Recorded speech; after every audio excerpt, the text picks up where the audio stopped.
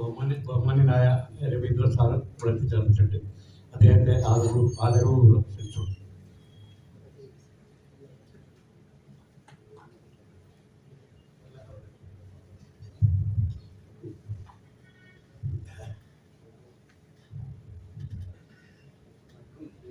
വേദിയിലിരിക്കുന്ന ബഹുമാന്യരെ, ഒരാളുടെ പേരുകളൊന്നും എനിക്കറിയില്ല. ഞാൻ മനസ്സിലായി ആദ്യ ഉദ്ഘാടക പ്രാസംഗികന്റെ പ്രസംഗം കഴിഞ്ഞുകൊണ്ടെന്ന് വിചാരിച്ചിട്ടാണ് ഞാൻ പുറത്തേക്ക് പോയത്. ഏതായാലും അങ്ങനെ ഒരു വേദി ഉണ്ടാക്കിയ സംഘാടകർക്ക്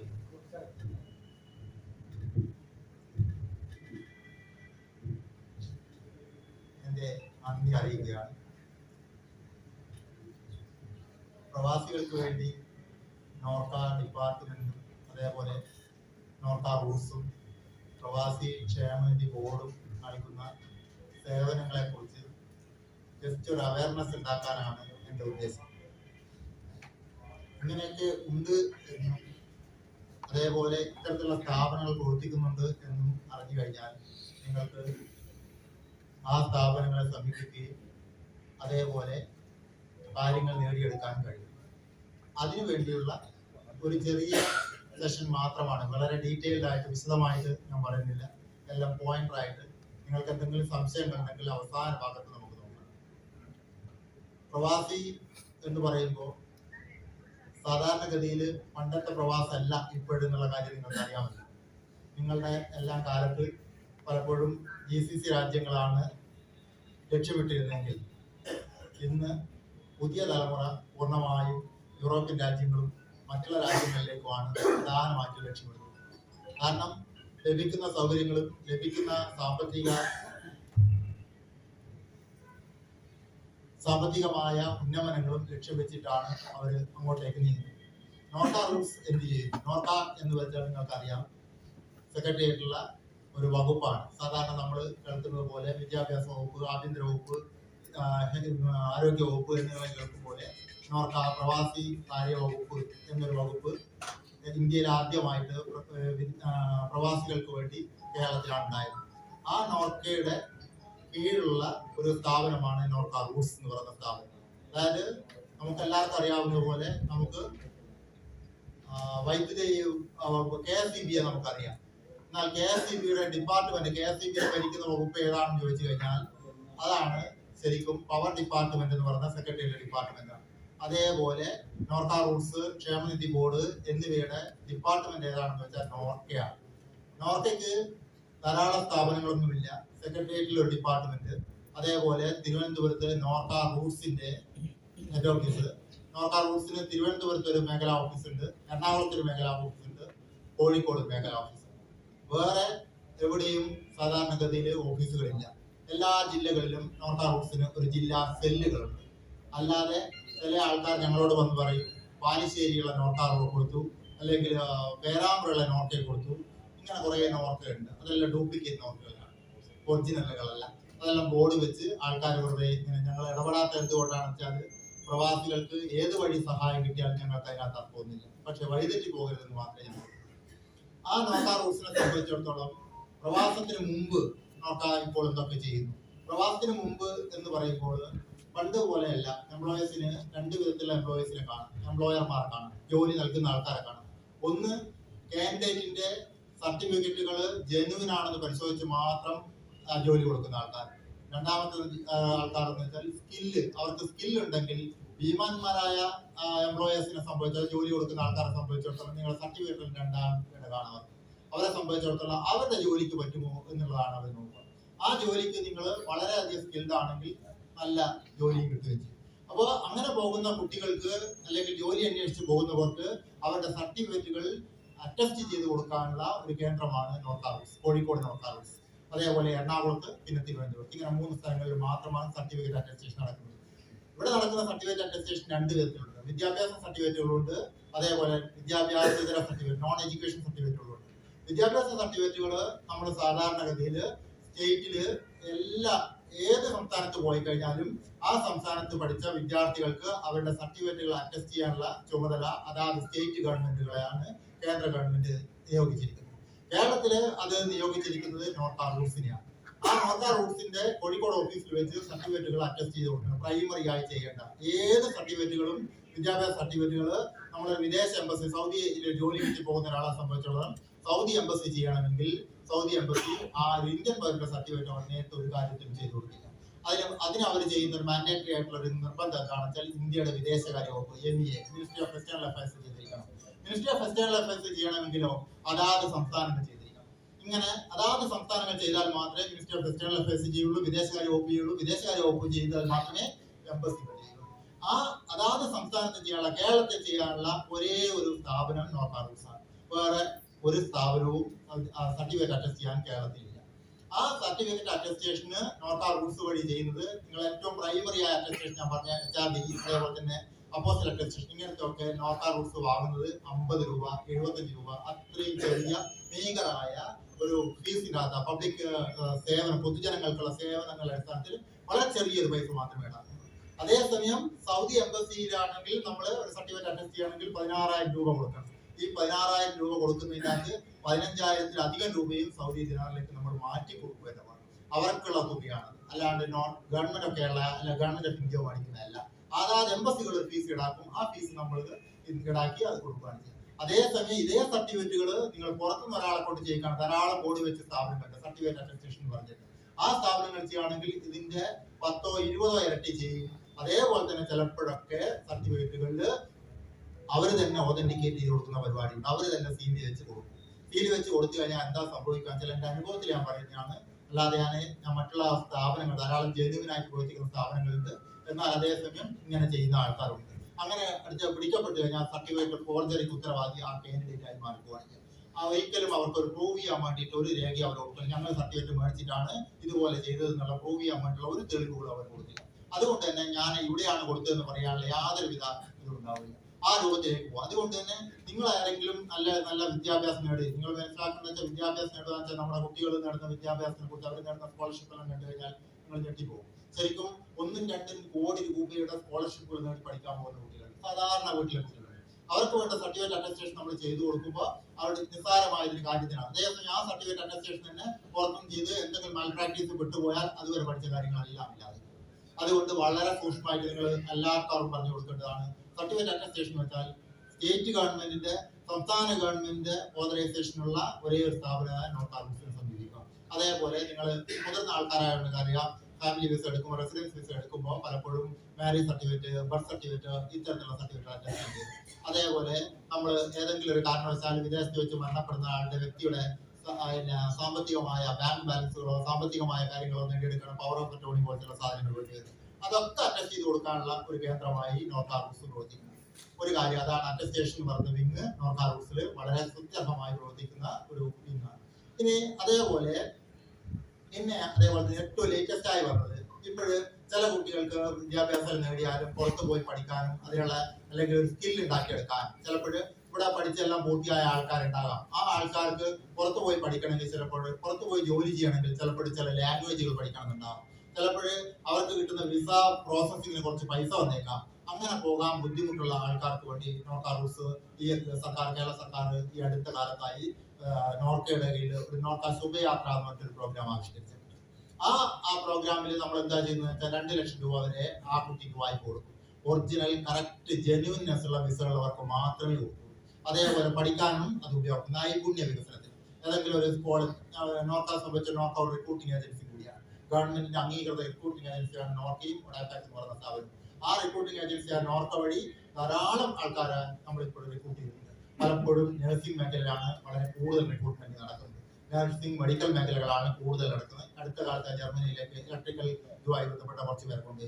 പലപ്പോഴും എന്തുകൊണ്ട് മറ്റുള്ള മേഖലകൾ കുറവെന്ന് വെച്ച് കഴിഞ്ഞാൽ, ബിടെക് പഠിച്ചിട്ട് എഞ്ചിനീയറിംഗ് പഠിച്ച് ധാരാളം കുട്ടികൾ നടക്കുന്നുണ്ട്. പക്ഷെ അവരോടൊന്നും ഒരു ഫിനിഷ്ഡ് പ്രൊഡക്റ്റ് ആയി മാറാത്തത് കൊണ്ടാണ്. അതായത് BMW ആൾക്കാർ വന്നിട്ട് അവർക്ക് എഞ്ചിൻ പാർട്ടുകളുടെ ഒരു ഇതിന് വേണ്ടിയിട്ടുള്ള ഒരു എഞ്ചിനീയറെ ചോദിച്ചു കഴിഞ്ഞാൽ, ഇവിടെ ഇലക്ട്രിക്കൽ എഞ്ചിനീയർ പഠിച്ചിട്ടുണ്ടാവും, അല്ലെങ്കിൽ മെക്കാനിക്കൽ എഞ്ചിനീയർ പഠിച്ച ആളുണ്ടാവും, പക്ഷെ ആ BMW രൂപത്തിലേക്ക് പഠിച്ചിട്ടുണ്ടാവും. അതുകൊണ്ടാണ് നമുക്ക് പലപ്പോഴും റെഡി കാൻഡിഡേറ്റിന് നമുക്ക് തരാൻ പറ്റും എന്നുള്ള പറയാൻ കൊണ്ടുപോകാൻ. അതേസമയം നഴ്സിംഗോ മെഡിക്കലോ അതിനുള്ള യാതൊരു ഇതുമില്ല, എളുപ്പത്തിൽ അവർക്ക് കിട്ടും. അതേ സംബന്ധിച്ചിടത്തോളം മനസ്സിലാക്കിക്കൊള്ളാം, നഴ്സിംഗിനെ സംബന്ധിച്ചിടത്തോളം ആദ്യം ഗവൺമെന്റ് ടു ഗവൺമെന്റ് മാത്രമാണ്, അല്ലാണ്ട് നോർക്ക റൂട്ട്സ് ഏതെങ്കിലും ഏജൻസിനെ സമീപിച്ച് അതുവഴിയല്ല. ജർമ്മനി ആയിട്ട് നടത്തുന്നത്. ജർമ്മനി ആദ്യം പറയാറ് BSc നഴ്സിംഗ് വിത്ത് 3 ഇയർ എക്സ്പീരിയൻസ് അല്ലെങ്കിൽ GNM വിത്ത് 5 ഇയേഴ്സ് എക്സ്പീരിയൻസിന് വേണ്ടിയാണ് പറയാറ്.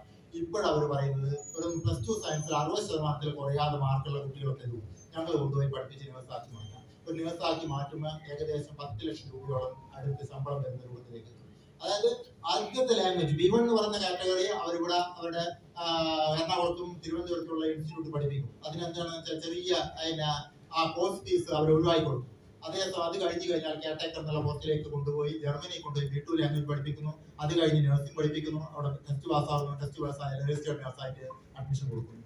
അങ്ങനെ നല്ല ഉയർന്ന നിലയിലേക്ക് പോകുന്ന ധാരാളം നഴ്സിംഗ് പഠിച്ച കുട്ടികൾ ഇപ്പോൾ ഫാമിലിയെ മൊത്തം 5-6 കൊല്ലം കഴിഞ്ഞ ഫാമിലിയെ മൊത്തം കൊടുക്കാനുള്ള സ്റ്റാറ്റസ് കൂടി അവർക്ക് വരുന്നത്. അങ്ങനെ റിക്രൂട്ടിംഗ് ഏജൻസി കൂടിയാണ് നോക്കുന്നത്. ആ റിക്രൂട്ടിംഗ് ഏജൻസി പ്രവചിക്കുന്നത് ഇതിനെല്ലാം വിസ പൈസ എന്ന് വെച്ചാൽ വളരെ വളരെ ചുരുങ്ങിയ പൈസയാണ്. കാരണം നോർക്ക ഒരു ഏജൻസി ആയിട്ട് പ്രവർത്തിക്കുന്നുണ്ടെങ്കിൽ കൂടി നോർക്കയ്ക്ക് വേണ്ടുന്ന സാമ്പത്തികമായ ഇതിനകത്ത് വരുന്ന ചെലവുകളൊക്കെ അതാത് ജർമ്മൻ ഗവൺമെന്റ് ജർമ്മനി, UK ആണെങ്കിൽ UK, അമേരിക്ക ആണെങ്കിൽ അമേരിക്ക അവർ നൽകും. അതിന് വേണ്ടത് അതുകൊണ്ട് തന്നെ കുട്ടികളുടെ യാതൊരു ഈടാക്കാൻ വേണ്ടിയില്ല. പക്ഷേ ഇവിടെ അവരുടെ വിസ പ്രോസസിങ്ങിന് വേണ്ടി നടത്തുന്ന ചെറിയ ചെലവുകൾ മാത്രമേ ഈ കുട്ടികൾ വഹിക്കേണ്ടതുള്ളൂ. അത് അങ്ങനെ ഒരു വാദാനം അവിടെയുണ്ട്. പിന്നെ അതേപോലെ ഞാൻ പറഞ്ഞില്ല തീരെ സാമ്പത്തികമായിട്ട് ബുദ്ധിമുട്ടുള്ള ആൾക്കാർ, പക്ഷെ അവർക്ക് കിട്ടുന്ന ഞാൻ ഒരു ആൺകുട്ടി പെൺകുട്ടി ഇങ്ങനത്തെ ഭേദങ്ങളൊന്നുമില്ല. അവർക്ക് കിട്ടുന്ന വിസ ജനുവിനാണെങ്കിൽ കേന്ദ്ര ഗവൺമെന്റ് മൈഗ്രേറ്റ് എന്ന് പറഞ്ഞൊരു പോർട്ടൽ, മൈഗ്രേറ്റില് കുറെ സ്ഥാപനങ്ങൾ ചെറിയ സ്ഥാപനങ്ങൾ റിക്രൂട്ടിംഗ് ഏജൻസി ആയിട്ട് ആർക്കും ബോർഡ് വെച്ച് തുടങ്ങാവുന്ന ഒരു കാര്യമല്ല റിക്രൂട്ടിംഗ് എന്ന് വെച്ച് കഴിഞ്ഞാൽ. ആ റിക്രൂട്ടിംഗ് ഏജൻസി ആയിട്ട് തുടങ്ങുന്ന സ്ഥാപനങ്ങൾ ആ സ്ഥാപനങ്ങളെ സംബന്ധിച്ച് അതിനകത്ത് വരുന്ന ഏതെങ്കിലും സ്ഥാപനങ്ങളാണ് വിസ ഓഫർ ചെയ്യുന്നതെങ്കിൽ അത് ശരിക്കും അംഗീകൃതമായിരിക്കും. ആ അംഗീകൃതമായ സ്ഥാപനങ്ങളിലൂടെ വരുന്ന ആൾക്കാർക്ക് 2 ലക്ഷം രൂപ വരെ ധനസഹായം നൽകും. ആ 2 ലക്ഷം രൂപ തിരിച്ചടക്കേണ്ട ഇതാണ് ഏകദേശം 3 മാസം കൊണ്ട് തിരിച്ചടക്കണം. 3 വർഷം കൊണ്ട് തിരിച്ചടക്കണം. അതിനകത്ത് 6 മാസം, അതായത് ഏതെങ്കിലും ധനകാര്യ സ്ഥാപനമായിട്ട് ബന്ധിച്ചിട്ടുണ്ടാവുക. 6 മാസത്തെ പലിശ, അതിന്റെ പലിശ ആര് കൊടുക്കും? നോർക്ക റൂൾസ് കൊടുക്കും. അതിന് ശേഷമുള്ളതിനകത്ത് അവർ എത്ര പറയുന്നുവോ അതിനകത്ത് 4% നോർക്ക റൂൾസ് കൊടുക്കും. 4% നോർക്ക റൂൾസ് കുറച്ച് കൊടുക്കും. അതായത് അവിടെ പോയി ഒരു ജോലി നേടിയെടുക്കാൻ ഒരു കുട്ടിയെ പ്രാപ്തരാക്കുക എന്നുള്ള ഉദ്ദേശത്തിലാണ് അത് ചെയ്യുന്നത്. ശുഭയാത്ര എന്ന് പറയുന്ന പ്രോഗ്രാം ഇതിനോട് അനുബന്ധിച്ച് ഞങ്ങൾ പറയാം. പലപ്പോഴും എന്ന് വെച്ച് കഴിഞ്ഞാൽ ഈ സോഷ്യൽ മീഡിയ നമുക്കറിയാം 2 തരത്തിൽ ഉപയോഗപ്പെടുത്താം. അതായത് ധാരാളം പരസ്യങ്ങൾ വരും ജോലിക്ക് വേണ്ടിയിട്ട്. ധാരാളം പരസ്യങ്ങൾ വരുന്ന ജോലികൾക്ക് വേണ്ടി ജോലിക്ക് അപ്ലൈ ചെയ്യും, വിട്ടുപോകുന്ന ധാരാളം പേര്. അതായത് ശരിക്കും അന്വേഷിച്ചിട്ട് മാത്രമേ പോകാൻ പാടുള്ളൂ. ഇതിന്റെ മുന്നിൽ വന്ന ഏറ്റവും റീസെന്റ് ആയിട്ട് വന്ന നമുക്കറിയാലോ ഒരു പ്രവാസി പരാതി പരിഹാര കമ്മിറ്റി ഉണ്ട്. നമുക്കറിയാവുന്നത് എല്ലാ ജില്ലകളിലും കളക്ടറുടെ അധ്യക്ഷതയിൽ അല്ലെങ്കിൽ LSTDയുടെ കൺവീനർ ആയിക്കൊണ്ട് LSTD ഡെപ്യൂട്ടി ഡയറക്ടറോ മറ്റോ കൺവീനർ ആയിക്കൊണ്ട് ഒരു പരാതി പരിഹാര സെല്ലുണ്ട്. അതായത് പ്രവാസി പരാതി പരിഹാര സെല്ല്. പ്രവാസികൾക്ക് ഉണ്ടാകുന്ന പരാതികൾക്ക് നിങ്ങൾക്ക് നേരിട്ട് കളക്ടറെ സമീപിക്കാം. അതിന് വേണ്ടിയുള്ള സെല്ലാണ്. ആ സെല്ലിൽ വന്ന ഒരു പരാതി എന്ന് വെച്ചാൽ സ്വന്തം കുടുംബത്തിൽ ഒരാളാണ് വിസ കൊടുത്തത്, പക്ഷേ അയാൾ ട്രാപ്പിലായി പോവുകയാണ് ചെയ്തത്. അതായത് അയാളുടെ ജോലി എന്ന് വെച്ചാൽ കൊണ്ടുപോയി ഒരു റൂമിൽ അടച്ചിട്ട് നമ്മുടെ ഫ്രോഡ് പരിപാടികളാണ്. അതായത് ആൾക്കാരെ പറ്റിച്ച് ഓൺലൈൻ തട്ടിപ്പ് നടത്തുക തന്നെയാണ്. അയാളുടെ നിശ്ചയിച്ച കല്യാണത്തിന് പോലും അവർ വരാത്ത അവസ്ഥയായി. അത്തരത്തില് അതായത് യാതൊരു പൈസ ഉണ്ടാക്കുക എന്ന് പറഞ്ഞാൽ അതിൽ വേറൊരു വളരെ ദുഃഖകരമായ സംഭവം പലപ്പോഴും പറ്റിക്കുന്നത് മലയാളികൾ തന്നെയാണ്. മലയാളികളെ പറ്റിക്കുന്ന വല്ലാത്തൊരവസ്ഥയായിരിക്കും. അതുകൊണ്ട് തന്നെ കുട്ടികളെ പറഞ്ഞയക്കുമ്പോൾ വളരെ കൃത്യമായിട്ട് അന്വേഷിച്ചിട്ട് പറഞ്ഞേക്കാൻ പാടുള്ളൂ. പ്രൊട്ടക്ടർ ഓഫ് എമിഗ്രൻസ് എന്ന് പറയുന്ന 2 ഓഫീസുകൾ തിരുവനന്തപുരത്തും കോഴിക്കോട് തിരുവനന്തപുരത്ത് എറണാകുളത്തും പ്രവർത്തിക്കുന്നു. ആ ഓഫീസുകളിൽ വിളിച്ചാൽ ഈ തന്നിരിക്കുന്ന ഏജൻസി കറക്റ്റ് ആണോ അല്ലയോ എന്നുള്ള കണ്ടുപിടിക്കാൻ നമുക്ക് കഴിയും. അതേസമയം നിങ്ങൾക്ക് കിട്ടിയിരിക്കുന്ന വിസ കറക്റ്റോ അല്ലയോ എന്നുള്ള കണ്ടുപിടിക്കാൻ കഴിയും. അത് അതാത് എംബസികൾക്കേ കഴിയും. അതേസമയം ഈ കാര്യങ്ങൾ പ്രൊട്ടക്ടർ ഓഫ് എമിഗ്രൻസ് വഴി കറക്റ്റ് ആയിട്ട് നമുക്ക് ഐഡന്റിഫൈ ചെയ്യാൻ പറ്റും. തന്നിരിക്കുന്ന ഏജന്റ്, ഈ പറയുന്ന ഏജന്റ് ശരിയാണോ അല്ലയോ എന്നുള്ള കാര്യങ്ങളെല്ലാം കൃത്യമായിട്ട് അറിയാം. അപ്പോൾ പറഞ്ഞേക്കുന്നതിന് മുമ്പ് കൃത്യമായിട്ട് കുട്ടികളെല്ലാം പറഞ്ഞേക്കുന്നതിന് മുമ്പ് ആരെങ്കിലും പോകുന്നുണ്ട് തന്നെ ആ ഏജൻസിയെ കുറിച്ച് കൃത്യമായി മനസ്സിലാക്കുക. ആ ഏജൻസിയുടെ എല്ലാ ഡീറ്റെയിൽസ് നോക്കുക.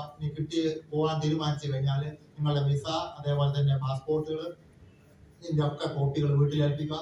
അതേപോലെ കോൺടാക്ട് ചെയ്യാൻ പറ്റുന്ന നമ്പറുകൾ ഏതൊക്കെയോ അതൊക്കെ കൊടുക്കുക.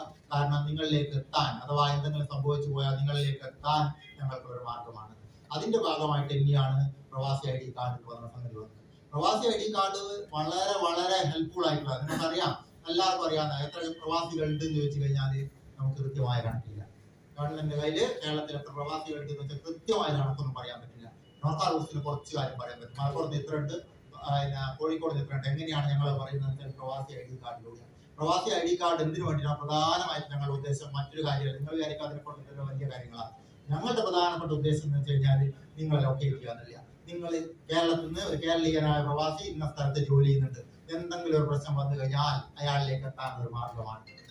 ഇസ്രായേലില് ഉണ്ടായപ്പോൾ അവിടെ പഠിക്കുന്ന കുട്ടികളെ രക്ഷിക്കാൻ വേണ്ടിയിട്ട്, അതേപോലെ ഇറാനിൽ ഉണ്ടായപ്പോൾ കുട്ടികളെ രക്ഷിക്കാൻ വേണ്ടി ഇതിനൊക്കെ സ്റ്റുഡന്റ് ID കാർഡുകളും അതേപോലെ തന്നെ ഇതുവഴി നമുക്ക് പ്രവാസി ID കാർഡുകളാണ്. ഈ ID കാർഡിന്റെ മേന്മ എന്താണെന്ന് വെച്ചാൽ, പ്രവാസി ID കാർഡ് എന്ന് വെച്ച് കഴിഞ്ഞാല് വിസയുള്ള ആൾക്കാർക്ക് മാത്രം കൊടുക്കുന്ന ഒരു സംഭവമാണ് പ്രവാസി ID കാർഡ്. അതിനകത്ത് ഒരു 3 വർഷത്തേക്കാണ് സാധാരണ ഒരു പ്രവാസി ID കാർഡിന്റെ വാലിഡിറ്റി. ഇപ്പോഴത്തെ അതിന്റെ നിരക്ക് എന്ന് വെച്ചാൽ 408 രൂപയാണ്. ആ 408 രൂപയ്ക്ക് കൊടുത്തു കഴിഞ്ഞാൽ ഒരു കാർഡ് കിട്ടിക്കഴിഞ്ഞാൽ അതിനകത്ത് ഉള്ളിൽ അടങ്ങിയിരിക്കുന്ന സംഭവം എന്ന് വെച്ചാൽ ഒരു ഇൻഷുറൻസ് കവറേജ് കൂടി അതിൻ്റെ അകത്തുണ്ട്. 5 ലക്ഷം രൂപ അപകട പ്രവാസിക കാർഡ് ഹോൾഡ് ചെയ്യുന്ന ആള് അപകട മരണം സംഭവിക്കുകയാണെങ്കിൽ 5 ലക്ഷം രൂപ ആ കുടുംബത്തിൽ ലഭിക്കും. അതേപോലെ ഗുരുതരമായ അപകടം പറ്റുവാണെങ്കിൽ 2 ലക്ഷം രൂപ ആ കുടുംബത്തിൽ ലഭിക്കും. നമ്മള് മംഗഫില് കുവൈത്തിൽ തീപിടുത്തണ്ടായിട്ട് കാസർഗോഡ് മുതൽ ഇവിടെ മലപ്പുറം വരെ എനിക്ക് ചാർജുള്ള സ്ഥലമാണ്. അപ്പൊ അവിടെ വരെ ഞാൻ പോയി, എല്ലാ വീടുകളിലും ഞാൻ പോയി. അതിനകത്ത് ഒരേ ഒരാൾക്ക് മാത്രമേ പ്രവാസി ID കാർഡ് ഉണ്ടായിട്ടുള്ളൂ. അതായത് കാസർഗോഡുള്ള ഒരേ ഒരു ലക്ഷം, ബാക്കി ആർക്കും പ്രവാസി ID കാർഡ് ഉണ്ടായിട്ടില്ല.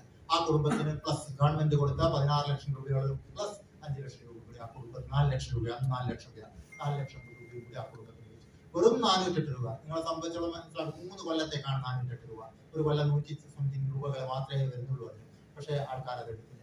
ഇപ്പോഴും കുറെ ആൾക്കാർ നല്ല പുറപ്പെട്ടിട്ടുണ്ട്. കാരണം എന്തുകൊണ്ടാണ്? പ്രവാസി കെയർമെന്റ്, നോർക്ക കെയർമെന്റ് ഒരു സംഭവം, ഒരു ഇൻഷുറൻസ് വരാൻ. അതുകൊണ്ട് വിദേശ വാസത്തിലുള്ള അവർക്ക് വേണ്ടി നോർക്ക കെയർ എന്ന് പറയുന്ന ഒരു ഇൻഷുറൻസ് വരുന്നത് കൊണ്ടാണ് ഇപ്പോഴതിനകത്ത് ഒരുപെട്ടിരിക്കുന്നത്. ഇനി അടുത്ത, അതായത് ഇതെല്ലാം ഞാൻ പറഞ്ഞൊക്കെ പ്രവാസത്തിന് മുമ്പുള്ള കാര്യങ്ങളാണ്. ഇനി അതേസമയത്ത് പ്രവാസി ആയതിനു ശേഷവും, അതായത് ഞാൻ പറഞ്ഞല്ലോ പ്രവാസി ആയതിനു ശേഷം അതായത് പ്രവാസികളെ സംബന്ധിച്ചത്, പ്രവാസികളെ അവിടുന്ന് എന്തെങ്കിലും കാരണം എന്തെങ്കിലും പ്രശ്നങ്ങൾ ഉണ്ടായാൽ പലപ്പോഴും തിരിച്ചു കൊണ്ടുവരാൻ വേണ്ടി സഹായിക്കുന്ന നോർക്ക റൂട്ട്സിന്, കേരളത്തിൽ നോർക്ക റൂട്ട്സിന് തന്നെയാണ് അതിന്റെ പൂർണ്ണ ചുമതല ലഭിക്കുന്നത്. നോർക്ക റൂട്ട്സാണ് കൊണ്ടുവരിക. ഇനി അതേപോലെ നിങ്ങൾക്ക് ചിലപ്പോഴെങ്കിലും അറിയായിരിക്കും, ചില ആൾക്കാർക്കെങ്കിലും അറിയായിരിക്കാം, അതായത് വിദേശത്ത് വെച്ച് മരണപ്പെടുന്ന ഒരാളെ സംബന്ധിച്ചോളം അയാളുടെ ബോഡി നാട്ടിലേക്ക് കൊണ്ടുവരാൻ സഹായമില്ലെങ്കിൽ അതിനുള്ള സഹായം കൂടി നോർക്ക റൂട്ട്സ്, അതിനുള്ള സാമ്പത്തിക സഹായം നോർക്ക റൂട്ട്സ്, ബോഡി റിപ്പാട്രിയേഷൻ പറഞ്ഞ ഒരു പ്രോഗ്രാം നോർക്ക റൂട്ട്സ് ഉണ്ട്. അതേപോലെ തന്നെ വിദേശത്ത് വെച്ച് ഗുരുതരമായ അസുഖം ബാധിച്ച് കിടപ്പിലായി പോയ ഒരാളെ കൊണ്ടുവന്ന് നാട്ടിലേക്ക് കൊണ്ടുവരാൻ വേണ്ടി ആംബുലൻസ് സർവീസുകൾ, അതായത് നമ്മൾ എയർപോർട്ടിൽ ഇറങ്ങിക്കഴിഞ്ഞാൽ എയർപോർട്ടിൽ നിന്ന് വീട്ടിലേക്ക് കൊണ്ടുപോകാൻ ആംബുലൻസ് സർവീസുകൾ നോർക്ക റൂട്ട്സ്. ഇതെല്ലാം ഞാൻ ഈ പറയുന്നത് ചെറുങ്ങനെ പറയുന്നത് എന്തിനുണ്ട്, ഇങ്ങനെയൊക്കെ സംഭവം ഉണ്ട് എന്ന് മനസ്സിലാക്കണം. എന്തെങ്കിലും ഒരു കാര്യം കേട്ടാൽ നോർക്ക റൂട്ട്സിൽ നമുക്കൊന്ന് അന്വേഷിച്ച് നോക്കാം. സംഭവം എന്ന് പറയാനുള്ള ഇത് മാറ്റങ്ങൾ വന്നുകൊണ്ടേയിരിക്കും. അങ്ങനെയുള്ള കാര്യങ്ങൾ ചെയ്യുന്നത് നോർക്ക റൂട്ട്സ് അതുവഴി ചെയ്യും. ഇനി പ്രവാസത്തിന് ശേഷം തിരിച്ചു വന്നു കഴിഞ്ഞാൽ, നിങ്ങൾക്കറിയാം, പ്രവാസത്തിന് ശേഷം തിരിച്ചു വന്ന ആളെ സംബന്ധിച്ചിടത്തോളം നാട്ടിലെത്തി പ്രവാസിയായാൽ പ്രധാനമായിട്ടും രണ്ട് കാര്യങ്ങൾ. ഒന്ന്, ഒരു പ്രവാസി വെൽഫെയർ സ്കീം ഉണ്ട്, സാന്ത്വന എന്ന് പറഞ്ഞൊരു പ്രവാസി വെൽഫെയർ സ്കീം ഉണ്ട്.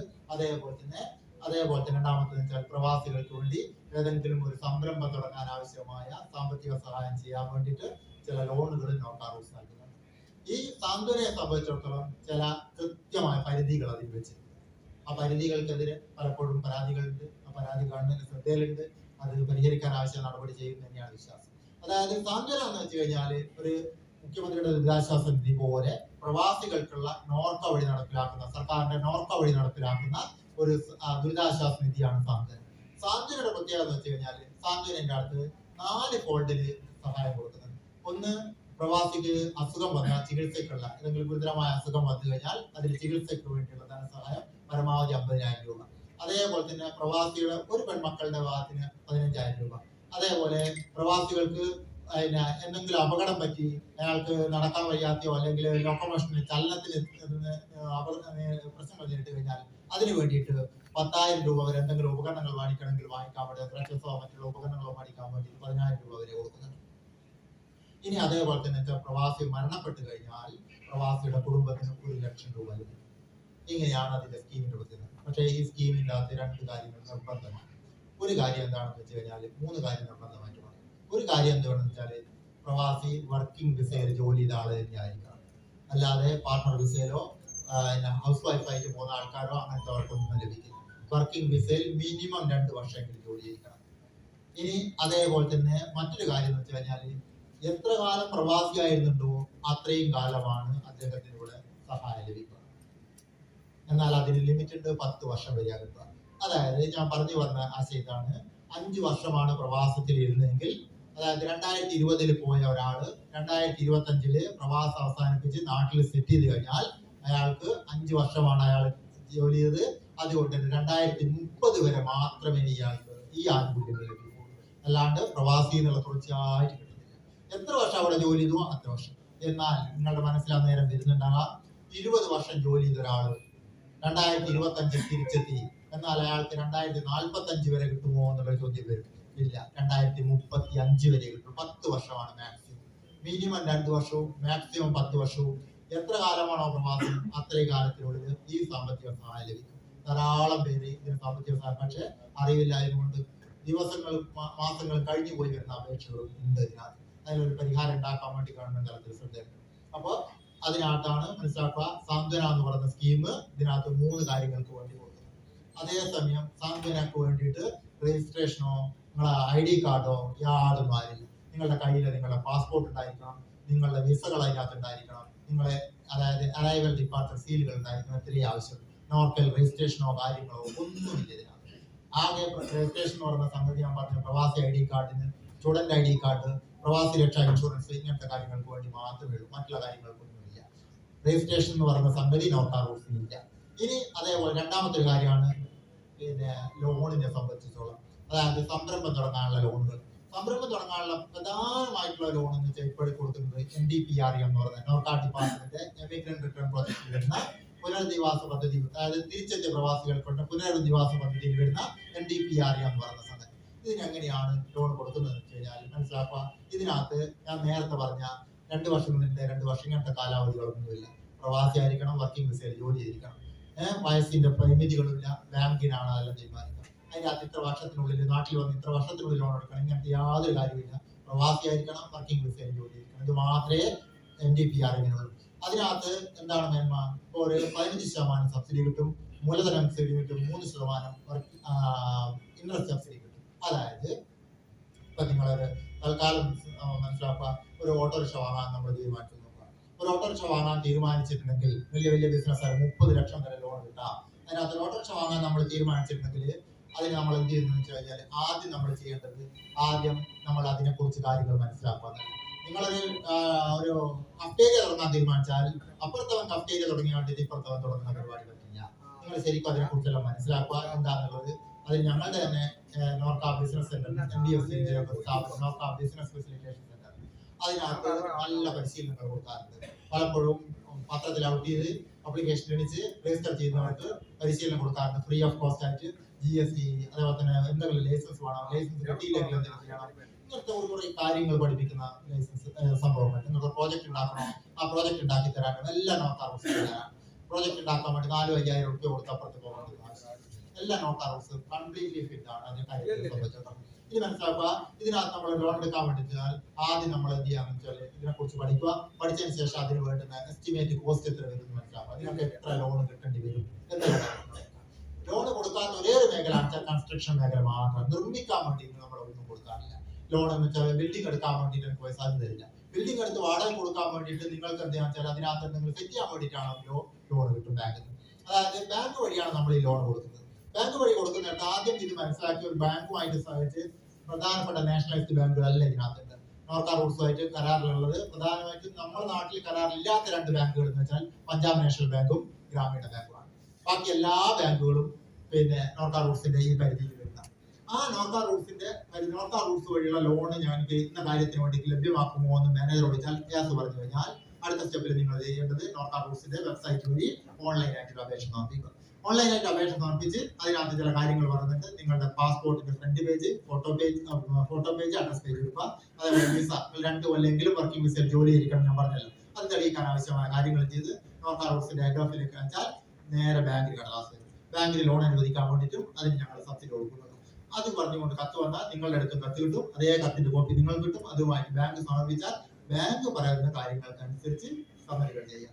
ചില ബാങ്കുകൾ നിങ്ങളോട് ചിലപ്പോൾ സെക്യൂരിറ്റി ആവശ്യപ്പെട്ടേക്കാം. എന്നാൽ ചില ബാങ്കുകൾ സെക്യൂരിറ്റി ആവശ്യപ്പെടും. അത് നിങ്ങളുടെ ക്രയവിക്രയത്തിനനുസരിച്ചിട്ടാണ് അതെല്ലാം ഉണ്ടാവുക. നിങ്ങളുടെ ട്രാൻസാക്ഷൻ പോളിസിക്ക് അനുസരിച്ചിട്ടാണ്. നല്ല ബിസിനസ് ചെയ്യുന്ന ആൾക്കാർക്ക് ചിലപ്പോൾ ബാങ്ക് തന്നെ പറയും 2 ലക്ഷം രൂപ കൂടുവാണെങ്കിൽ ലോൺ എടുക്കാൻ നിങ്ങൾക്ക്.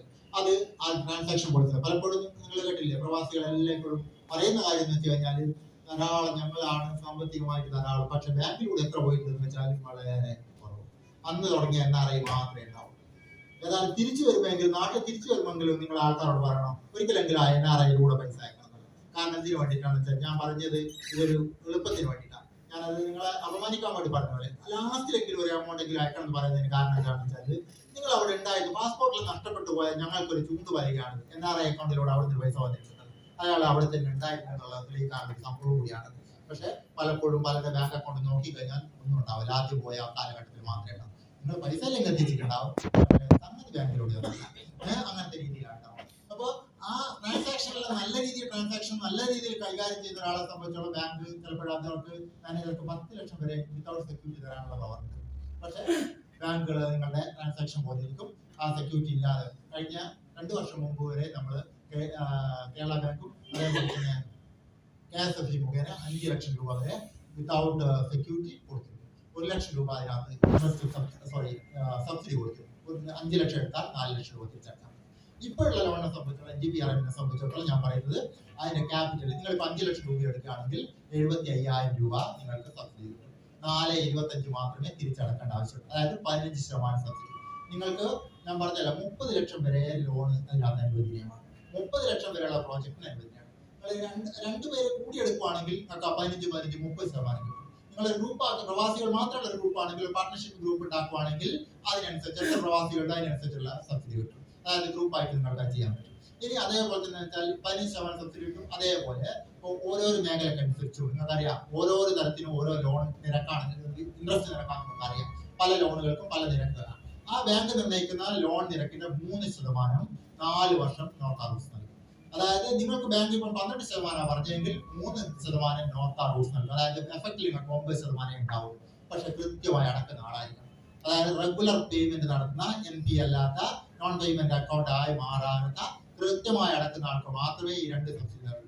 ഞാൻ പറഞ്ഞ ക്യാപിറ്റൽ സബ്സിഡി, മുതലിനുള്ള സബ്സിഡി 5 ലക്ഷം 20 ലക്ഷം രൂപ എടുക്കുകയാണെങ്കിൽ നിങ്ങൾക്ക് 3 ലക്ഷം രൂപ സബ്സിഡി കിട്ടും. 17 ലക്ഷം മാത്രമേ തിരിച്ചടക്കേണ്ടുള്ളൂ. 3 ലക്ഷമാണ് മാക്സിമം സബ്സിഡി നൽകുക. ആ 20 ലക്ഷം എടുത്തു കഴിഞ്ഞാൽ 3 ലക്ഷം 17 ലക്ഷം രൂപ തിരിച്ചടച്ചാൽ മതി. ആ 3 ലക്ഷം നിങ്ങൾക്ക് കിട്ടുന്നത് 3ാമത്തെ വർഷം മാത്രമേ കിട്ടുള്ളൂ. ആദ്യ വർഷം തന്നെ സബ്സിഡി കിട്ടില്ല. ഇപ്പൊ കയ്യിലൊരു 20 ലക്ഷം ഉണ്ടാവും. നോർക്ക വഴി ഒരു ലോൺ എടുത്തു കഴിഞ്ഞാൽ 3 ലക്ഷം അവിടെ നിന്ന് കിട്ടുമെങ്കിൽ ആ 20 എടുത്തിട്ട് ആ 17 അടുത്ത് നാളെ തന്നെ അങ്ങ് തിരിച്ചടച്ചാവുന്ന പരിപാടി ഉണ്ടാവും. അതുകൊണ്ടാണ് ഇത് ലോക്കിംഗ് പീരീഡ് ആക്കിയത്. പണ്ട് ഇവിടുത്തെ മുതിർന്ന ആൾക്കാർക്ക് അറിയാം, പണ്ട് ഗവൺമെന്റ് ഓഫ് ഇന്ത്യ കൊടുത്തിരുന്ന IRDP എന്ന് പറയുന്ന ലോൺ ഉണ്ടായിരുന്നു. പശുവിന് നമ്മളെ പെട്ടിക്കടക്ക് അവരുടെ ഭാഷ പറയുകയാണെങ്കിൽ പെറ്റി ഷോപ്പ്. ആ പെറ്റി ഷോപ്പിനെല്ലാം വേണ്ടിയിട്ട് എന്ത് വെച്ചാൽ ലോൺ കൊടുത്തിരുന്നു. ആ ലോൺ കൊടുത്തതിന്റെ പിറ്റേന്ന് വെച്ചാൽ 10,000 രൂപ കൊടുക്കുന്നതാണെങ്കിൽ 2,000 രൂപ സബ്സിഡി ഉണ്ടെങ്കിൽ ഈ 10,000 മേടിച്ച് പിറ്റേ ഒരു പശുവിന് തന്നെ അല്ലാതെ കാണിക്കുക. ഇതിന് പിറ്റേന്ന് തന്നെ തിരിച്ചടച്ചാൽ പരിപാടി. അതോടുകൂടി സംരംഭം പൂർത്തിയായി. ഗവൺമെന്റ് ഉദ്ദേശിച്ച എങ്ങനെയെങ്കിലും ജീവിക്കണം എന്ന് വിചാരിച്ച് നടക്കാൻ അത് ഇതിനകത്ത് നടക്കാതിരിക്കാൻ വേണ്ടി ലോക്കിംഗ് പീരീഡ് 3 വർഷം ലോക്കിംഗ് തന്നെ പൈസ അവിടെ കിടക്കും. ശരിക്കും ബാങ്ക് തന്നെ ഉപയോഗിക്കുന്നു, എന്റെ സബ്സിഡി വന്നു വെച്ചാൽ സബ്സിഡി അവിടെ ഉണ്ടാവും.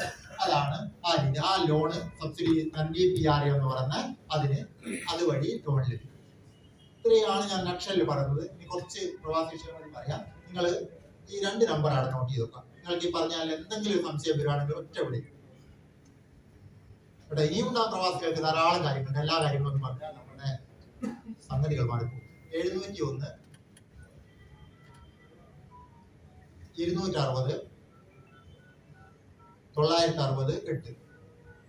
701 260 960 8. ഇത് നോർക്ക റൂൾസിന്റെ കോഴിക്കോട് ഓഫീസിന്റെ നമ്പർ. നമുക്ക് ആവശ്യമുള്ള എന്തിനു വിളിക്കാം. ഇനി ഒരു ടോൾ ഫ്രീ നമ്പർ കൊടുത്തരാം. 1800 425 39 39. 1800 425 39 39.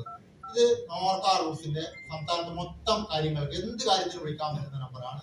ഞങ്ങളുടെ ഓഫീസിന്റെ നമ്പർ ഞാൻ തന്നിട്ടുണ്ട്. ഇതാണ്. ഇനി പ്രവാസി ക്ഷേമനിധിനെ കുറിച്ച് ചെറിയ കാര്യങ്ങൾ പറയാം, അധികം ഒന്നും പറയുന്നില്ല. പ്രവാസി ക്ഷേമനിധിനെ സംബന്ധിച്ചിടത്തോളം അറിയാം, നോർക്ക റൂൾസും പ്രവാസി ക്ഷേമനിധിയും തമ്മിൽ ഒരു ബന്ധമില്ല. രണ്ട് സംഭവങ്ങൾ. പ്രവാസി ക്ഷേമനിധി എന്ന് വെച്ച് കഴിഞ്ഞാല് തിരിച്ചു വന്ന പ്രവാസികൾ, അവിടെയുള്ള പ്രവാസികൾ, അന്യ സംസ്ഥാനത്ത് ജോലി ചെയ്യുന്ന പ്രവാസികൾ, 3 തരം പ്രവാസികളുണ്ട് അവിടെ. നമ്മള് ഒന്ന് വിദേശത്തുള്ള പ്രവാസികൾ, രണ്ടാമത്തെ വെച്ചാൽ തിരിച്ചു വന്ന് നാട്ടിൽ സെറ്റിൽ ചെയ്ത പ്രവാസികൾ, മൂന്നാമത്തെ അന്യ സംസ്ഥാനത്ത് ഇതര സംസ്ഥാനത്ത് ജോലി ചെയ്യുന്ന പ്രവാസികൾ. ഇങ്ങനെ 3 കാറ്റഗറി ആയിട്ട് അവിടെ തിരിച്ചിട്ടുണ്ട്. ഈ പ്രവാസികളെ സംബന്ധിച്ചിടത്തോളം അവർക്ക് പെൻഷൻ നൽകാൻ വേണ്ടിയിട്ടും അവരുടെ വെൽഫെയറിന് വേണ്ടിയിട്ട് ആവിഷ്കരിച്ച സ്ഥാപനമാണ് പ്രവാസി ക്ഷേമനിധി ബോർഡ് എന്ന് പറയുന്ന സംഭവം. പ്രവാസി ക്ഷേമനിധി ബോർഡിൽ ഞാൻ പറഞ്ഞല്ലോ, വിദേശത്തുള്ള ആൾക്കാർക്ക് അതിനകത്ത് ചേരാം, നാട്ടിലെത്തിയ ആൾക്കാർക്ക് ചേരാം, മിനിമം 2 വർഷമെങ്കിലും ഉള്ള പ്രവാസം അനുഭവിച്ച ആൾക്കാർക്കാണ് അതിനകത്ത് ചേരാൻ പറ്റുക. വിദേശത്തുള്ള ആൾക്കാരെ സംബന്ധിച്ചോളം നമ്മൾ അതിന് ഓൺലൈനാണ് അപേക്ഷ. ഓൺലൈനായിട്ട് നമ്മൾ നമ്മുടെ പാസ്പോർട്ടും അതേപോലെ തന്നെ വിസയും അതേപോലെ ഐഡന്റിറ്റി കാർഡുകളും ഉപയോഗിച്ചുകൊണ്ട് നമ്മൾ ഓൺലൈനായിട്ട് അപേക്ഷ സമർപ്പിക്കുന്നു. ഓൺലൈനായിട്ട് അപേക്ഷ സമർപ്പിക്കുമ്പോൾ നിങ്ങൾക്ക് ഫോണിലേക്ക് ഒരു മെസ്സേജ് വരുന്നു, നിങ്ങളുടെ പ്രവാസി ക്ഷേമനിധി ബോർഡ് അംഗത്വത്തിന് വേണ്ടിയുള്ള അപേക്ഷ സ്വീകരിച്ചിരിക്കുന്നു എന്നൊരു മെസ്സേജ് വരും. അവരുടെ ആപ്ലിക്കേഷൻ നമ്പർ കിട്ടും. അത് പരിശോധിച്ച് അവർ തീരുമാനിക്കും. നിങ്ങൾ കൊടുത്ത രേഖകൾ റെഡി ആണെങ്കിൽ നിങ്ങൾക്ക് അംഗത്വം അനുവദിക്കും. ഒരു 10 അക്ക നമ്പർ, അതായത് കോഴിക്കോടാണെങ്കിൽ 11 തുടങ്ങുന്ന ഒരു 10 അക്ക നമ്പർ നിങ്ങൾക്ക് അനുവദിക്കും. അത് കിട്ടുന്നതോടുകൂടി നിങ്ങൾ പ്രവാസി ക്ഷേമനിധി ബോർഡിൽ അംഗമായി. നോർക്ക റൂട്ട്സിൽ ഞാൻ പറഞ്ഞല്ലോ, നോർക്കയിൽ അങ്ങനത്തെ അംഗത്വമെടുക്കരുന്നില്ല.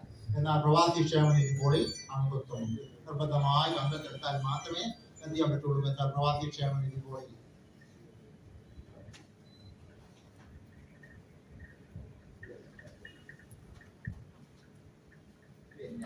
പ്രവാസി ക്ഷേമനിധി ബോർഡിൽ അംഗത്വം കിട്ടുള്ളൂ.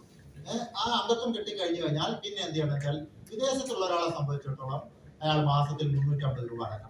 സ്വദേശത്തുള്ള ആളെ സംബന്ധിച്ചിടത്തോളം 2 ആളുകൾ സ്വദേശമുണ്ട്. ഒന്ന് പ്രവാസികളായി തിരിച്ചു വന്ന സെറ്റിൽ ചെയ്ത പ്രവാസികളും, ഒന്ന് അതേപോലെ തന്നെ അന്യ സംസ്ഥാനത്ത് ജോലി ചെയ്യുന്ന ഒരു 200 രൂപ മാസം അടക്കണം. ആർക്ക് ചേരാന്ന് വെച്ച് കഴിഞ്ഞാൽ ഈ 3 വിഭാഗത്തിൽ ചേരാം. മാക്സിമം ഏജ് 60 വയസ്സ്. 60 വയസ്സ് കഴിഞ്ഞ ആൾക്കാർക്ക് ഇതിനകത്ത് ചേരാൻ പറ്റും. 60 വയസ്സിന്റെ തലേ ദിവസം വരെ ചേരാൻ പറ്റും. ഇനി അതേപോലെ തന്നെ വെച്ചാൽ വേറെ ചെറിയൊരു ഇത് കൂടി ഗവൺമെന്റ് അളവ് ചെയ്തിട്ടുണ്ട്. അതായത് ചിലപ്പോഴും അന്ന് വിദേശത്ത് പോകണമെന്നുള്ള മോഹവുമായി പുറപ്പെട്ട കുറെ മുതിർന്ന ആൾക്കാരുണ്ട്. എങ്ങനെയെങ്കിലും 18 വയസ്സാക്കി പാസ്പോർട്ട് തിരുത്തി കയറിപ്പോയ ആൾക്കാരുണ്ട്. പിന്നെ ഇപ്പോഴതിന് ഒരു ചെറിയ അങ്ങനത്തെ ആൾക്കാർക്ക് അവരുടെ ബർത്ത് സർട്ടിഫിക്കറ്റോ അങ്ങനെ ഏതെങ്കിലും രേഖകളിൽ പിന്നെ 18 വയസ്സ് 20 വയസ്സായിട്ടാണ് തെളിയിക്കാൻ പറ്റുമെങ്കിൽ അവർക്ക് അംഗത്വം കൊടുക്കും. ഇങ്ങനെ അംഗത്വം നേടിക്കഴിഞ്ഞാൽ മാസത്തിൽ ഞാൻ പറഞ്ഞാൽ കൃത്യമായിട്ട് അടക്കണം. കൃത്യമായിട്ട് അടക്കുന്ന ആളെ സംബന്ധിച്ചിടത്തോളം അവർക്ക് ചികിത്സ, അതേപോലെ തന്നെ പെൺമക്കളുടെ വിവാഹം, കുട്ടികൾക്കുള്ള വിദ്യാഭ്യാസ സ്കോളർഷിപ്പുകൾ, ഇങ്ങനത്തെ കാര്യങ്ങളൊക്കെ അതിനകത്ത് ലഭിക്കും. അടക്കുന്നത് 60 വയസ്സാകുമ്പോൾ പെൻഷൻ ലഭിക്കും. 60 വയസ്സാകുമ്പോൾ പെൻഷൻ ലഭിക്കുന്നത് നാട്ടിൽ 200 രൂപ വെച്ച് അടക്കുന്ന ഒരാളെ സംബന്ധിച്ചിടത്തോളം മാസത്തിൽ ലഭിക്കുന്ന പെൻഷൻ 3000 രൂപയാണ്. അതേസമയം വിദേശത്തുള്ള 350 രൂപ വെച്ച് അടക്കുന്ന ഒരാളെ സംബന്ധിച്ചോളം മാസത്തിൽ ലഭിക്കുന്ന പെൻഷൻ 3500 രൂപയാണ്. മനസ്സിലാക്കുക. 55ാമത്തെ വയസ്സിൽ ചേരുന്ന ഒരാളെ സംബന്ധിച്ചിടത്തോളം അയാൾ 60 വയസ്സ് വരെ അടക്കണം. 60 വയസ്സ് അടച്ചു കഴിഞ്ഞാൽ അന്ന് 60 വയസ്സ് പൂർത്തിയാകുന്ന എലിജിബിൾ ഫോർ പെൻഷൻ എന്ന് മറ്റ് മെസ്സേജ് വരും. അന്ന് നമ്മൾ ഒന്നും കൂടെ പരിശോധിക്കുക, നമ്മൾ അടച്ചതിൽ എന്തെങ്കിലും തെറ്റ് വന്നിട്ടുണ്ടോ, വലിയ ഉറപ്പാണ്, തെറ്റൊന്നും വന്നിട്ടില്ലെങ്കിൽ ഉടനടി പെൻഷനുള്ള അപേക്ഷ കൊടുക്കാം. ഓൺലൈനായിട്ട് അപേക്ഷ കൊടുക്കുക. അപേക്ഷ കൊടുക്കുമ്പോൾ ആ സമയത്താണ് പെൻഷനുള്ള അപേക്ഷ കൊടുക്കുമ്പോഴാണ് നമ്മൾ ബാങ്ക് അക്കൗണ്ട് ഡീറ്റെയിൽസ് എല്ലാം കൊടുക്കേണ്ടത്. അന്നേരമാണ് ആ ബാങ്ക് അക്കൗണ്ടിലേക്കാണ് പൈസ തരിക. ആദ്യകാലത്ത് ഇതൊന്നും ചോദിക്കുന്നില്ല. പിന്നെ പലപ്പോഴും ഒരു പ്രശ്നം ഉണ്ടാകുന്നത്, അപേക്ഷ കൊടുത്തു കഴിഞ്ഞാൽ ആൾക്കാർ ഇങ്ങനെ കാത്തിരിക്കും, പെൻഷൻ കിട്ടും, പെൻഷൻ കിട്ടാൻ പോകുന്നില്ല. എന്താ കാരണം പലപ്പോഴും സംഭവിക്കുന്നത് വെച്ചാൽ, അന്ന് പലരും ചേരുന്നത് ആരെങ്കിലും സുഹൃത്തുക്കളെടുത്ത് പാസ്പോർട്ട് സാധനം കോപ്പിയിൽ എടുത്ത് കൊടുക്കും, ഞാൻ അടച്ചോടും, എടുത്ത് കുറച്ച് പൈസ അടച്ചോ എന്ന് മറ്റും കൊടുക്കും. ഒപ്പല്ല അയാൾ ഇദ്ദേഹത്തിന്റെ പകൽ അദ്ദേഹമായിരിക്കും വിട്ടിട്ടുണ്ടാവും. ഇന്ന് നാട്ടിലെത്തിയിട്ട് പെൻഷൻ വാങ്ങിക്കുന്ന നേരത്ത് ഇദ്ദേഹം തന്നെ ഒപ്പിടും. അന്നേരം അദ്ദേഹത്തിന്റെ അന്നത്തെ ഒപ്പും ഇന്നത്തെ ഒപ്പും തമ്മിൽ വ്യത്യാസം ഉണ്ടാവും. ഇത് അന്നേരം അപേക്ഷ തിരിച്ചു വരും. തിരിച്ചു വരുന്നിടത്ത് ഞാൻ പറഞ്ഞല്ലോ, ഓൺലൈനാണ് പരിപാടി, എഴുത്തുകുത്തൊന്നുമില്ല. നിങ്ങളുടെ ഇൻബോക്സിൽ തന്നെ അപേക്ഷ നടത്തുന്നത് ഇന്ന തകരാറുണ്ട്, പരിഹരിക്കണം പറ്റും. അതിങ്ങനെ കാത്തിരിക്കും. നോമിനി കൊടുക്കാൻ പാടില്ല. നോമിനി ആരാണ് നിങ്ങൾക്ക് ശേഷം പെൻഷൻ വാങ്ങേണ്ടത് ആ പേരും അഡ്രസ്സും അവർ കൊടുക്കുന്ന ഐഡന്റിറ്റി കാർഡും തമ്മിൽ വ്യത്യാസം തിരിച്ചു വരും. അപ്പൊ നിങ്ങൾ ആ കാര്യങ്ങളെല്ലാം നോക്കണം. അപേക്ഷ കൊടുത്താൽ മാത്രം പോരാ. ഈ പെൻഷൻ അപേക്ഷ കൊടുത്ത് 2 വർഷത്തിനുള്ളിൽ 60 വയസ്സായി 62 വയസ്സ് വരെ ഗവൺമെന്റ് കാത്തിരിക്കും പെൻഷൻ വാങ്ങാൻ വേണ്ടിയിട്ട്. 62 നിങ്ങൾ പഠിക്കുന്നില്ലെങ്കിൽ അടച്ച പൈസ തിരിച്ച് വാങ്ങി സ്ഥലപ്പെടുത്തി. അങ്ങനെ സംഭവിച്ചു പോയ ആൾക്കാരും അയച്ചോക്ക് ആ പെൻഷന്റെ കാര്യം. ഞാൻ കഴിഞ്ഞ ദിവസം ഒരാൾക്ക് ഏറ്റവും വലിയ പരാതി എൻ്റെ അടുത്തേക്ക് വന്നായിരുന്നു. അവിടെ നടക്കായിട്ട് എൻ്റെ അടുത്തേക്ക് വന്ന് പരാതി പറഞ്ഞ ഒരാളെ സംബന്ധിച്ചിടത്തോളം അയാൾ പറയുന്നത് വെച്ചാൽ എനിക്ക് പിന്നീട് ഒരു ആൻവൽ, അതായത് ഞാൻ പറഞ്ഞ ചികിത്സയും സംഗതി എല്ലാം കിട്ടുന്നത് ആ തുക അടക്കം മാത്രം. പെൻഷൻ ആയി കഴിഞ്ഞാൽ അതൊന്നും കിട്ടത്തില്ല. 3000 മാസം വെച്ചിട്ട് അയാൾ 5 കൊല്ലം അടച്ചിരിക്കുന്നു. 5 കൊല്ലം അടച്ചിരിക്കുന്ന ആളെ സംബന്ധിച്ചുള്ള ആളെ സംബന്ധിച്ചുള്ള അയാൾ അടക്കുന്നത് വെച്ചാൽ ഏകദേശം 12,000 രൂപ അയാൾ അടച്ചിരിക്കുന്നു. അയാൾ വാങ്ങിച്ച പെൻഷൻ എന്ന് വെച്ചാൽ ഏകദേശം 1,36,000 രൂപയോളം അയാൾ പെൻഷൻ വാങ്ങിച്ചു. ഈ പെൻഷന്റെ വേറൊരു കിട്ടുന്ന പ്രവാസി പെൻഷന്റെ ആള് മരണപ്പെട്ടു കഴിഞ്ഞാൽ പ്രവാസിയുടെ ഭാര്യക്ക് അതിന്റെ പകുതി പെൻഷൻ, അത് പ്രലോങ്ഡ് ആണ്. അതുകൊണ്ടാണ് 60-ൽ കൂടുതൽ വേണം, 60-ൽ കുറഞ്ഞ ആൾക്കാർക്കും വേണം എന്ന് പറയുമ്പോൾ ഗവൺമെന്റ് വളരെയധികം അതിനകത്ത് പോസിറ്റീവായ പ്രതികരണം നടത്താത്തത്. എല്ലാ പെൻഷൻ സ്കീമിനും 60. ഒരാളെടുത്ത് മാറ്റം വന്നാൽ എല്ലാവരുടെയും മാറ്റം വരും. അങ്ങനെയൊക്കെ അതിനകത്ത് ചില പ്രശ്നങ്ങളുണ്ട്. അപ്പൊ അതിന് ഗവൺമെന്റ് അതിന്റെ ശ്രദ്ധയിലാക്കാര്യം ഉണ്ട് എന്നുള്ള നിങ്ങളോട് ഞാൻ പറയും. ഇനി ആ പെൻഷൻ സ്കീമിനെ സംബന്ധിച്ചിടത്തോളം ഞാൻ പറഞ്ഞല്ലോ, ഇനി 5 വർഷം അടക്കുന്ന 59 അവരുകൾ ചേർന്നെങ്കിലോ അയാൾ 64 പേര് അടക്കണം. 59 5 കൊല്ലത്തെ പൈസ ഒന്നിച്ചടച്ചാലോ 60 കിട്ടുമോ? ഇല്ല, കിട്ടില്ല. 64 പേര് തന്നെ കിട്ടണം. 58 ചേർന്നാൽ 63. എന്നാൽ ഇപ്പോൾ 50 വയസ്സിൽ ഒരാൾ ചേർന്നു, 60 വയസ്സ് വരെ അയാൾ അടച്ചു, 60ാമത്തെ വയസ്സിൽ പെൻഷൻ ആകുമ്പോൾ 5 വർഷം അടച്ചവർക്കാണ് ഞാനൊരു 3000 രൂപ പറഞ്ഞത്.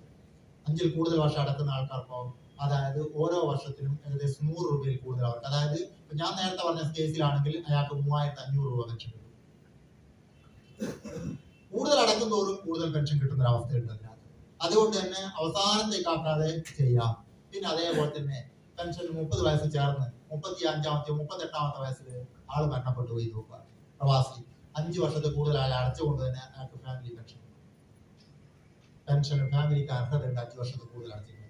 അങ്ങനെയൊക്കെ അതിനകത്ത് ആ സ്കീമിൽ പ്രത്യേകതകളുണ്ട്. ആ പെൻഷൻ സ്കീം വളരെ മനോഹരമായ പെൻഷൻ സ്കീമാണ്. ആരെങ്കിലും ചേരാനുണ്ടെങ്കിൽ അവരെ ചേർക്കണം. പണ്ട് കാലത്ത് ഭയങ്കര പിഴപ്പലിശ ഉണ്ടായിരുന്നു, അതിന് പിഴയുണ്ടായിരുന്നു, പിഴപ്പലിശ എന്നല്ല പിഴയുണ്ടായിരുന്നു. എന്താ വെച്ചാൽ ഫാമിലി പെൻഷനിലുള്ള ലിങ്ക് കൊണ്ടാണ് ഇപ്പൊ ആ പെൻഷൻ പിഴയെല്ലാം വളരെ അധികം. അന്ന് 36,000-40,000 രൂപ പിഴയുള്ള ആൾക്കാർക്ക് ഇന്ന് 4,600 പിഴ താണുന്നുണ്ട്. പിഴ കുറച്ചിട്ടുണ്ട്. ആ പെൻഷൻ സ്കീമിൽ ചേരാൻ പറ്റുമെങ്കിൽ ചേർക്കാവുന്ന എല്ലാ ആൾക്കാരെയും ആ പെൻഷൻ തുക അടക്കുന്ന കാലഘട്ടത്തിൽ 3 കൊല്ലം അടച്ച് അതിന്റെ കാലഘട്ടത്തിൽ എന്തെങ്കിലും അയാൾക്ക് പരിക്ക് പറ്റി പെൻഷൻ അടക്കാൻ പറ്റാത്തൊരവസ്ഥ വരുവാണെങ്കിൽ അയാൾക്ക് അവസ്ഥ പെൻഷൻ പറഞ്ഞ പെൻഷൻ കൊടുക്കുന്ന അവസ്ഥയുണ്ട്. മെഡിക്കൽ സർട്ടിഫിക്കറ്റ് അങ്ങനെയൊക്കെ അതിനകത്ത് സ്കീം നല്ല ഒരു പദ്ധതിയാണ്. അതുകൊണ്ട് ആരെങ്കിലും അങ്ങനെ ഉണ്ടെങ്കിൽ ഞാനത് ഓടിച്ച് പറഞ്ഞതാണ്. കൂടുതൽ കാര്യങ്ങൾ ഇനിയും പറയാൻ, പക്ഷെ അങ്ങനെ പറഞ്ഞാൽ നമ്മുടെ സമ്മേളനത്തിന്റെ ഉദ്ദേശം മാറും. നിങ്ങൾ ഇതിനെ കുറിച്ച് അവെയർ ആയിരിക്കുക. എല്ലാവർക്കും നമസ്കാരം.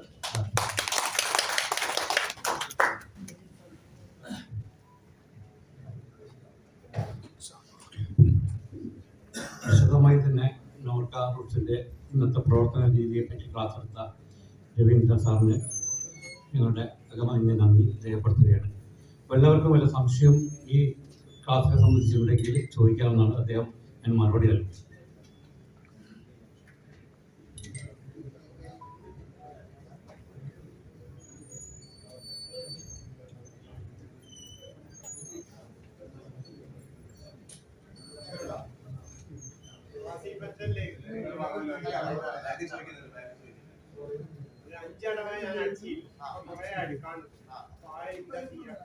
അതായത് ശരിക്കും 11 മാസം കഴിയുന്നതോടുകൂടി അടവ് മുടങ്ങി കഴിഞ്ഞാൽ അയാളുടെ അംഗത്വം റദ്ദായി കഴിഞ്ഞാൽ നിങ്ങളുടെ അക്ഷയരോ അല്ലെങ്കിൽ ഇവിടെ പ്രവാസി ക്ഷേമനിധി ബോർഡാണെന്നുണ്ടെങ്കിൽ നിങ്ങളോട് അവിടെ പോയി കഴിഞ്ഞാൽ നിങ്ങൾ അംഗത്വ നമ്പർ അടിച്ച് നോക്കി കഴിഞ്ഞാൽ അതിനകത്ത് നിങ്ങൾ എത്ര ഇനി അംഗത്വത്തിന് തുക അടക്കേണ്ട, ഒരു ഞാൻ പറഞ്ഞല്ലോ മാസത്തിൽ 200 രൂപ അടക്കണമല്ലോ.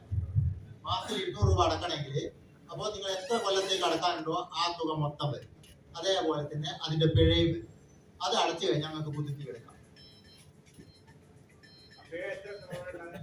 ഏകദേശം 14%.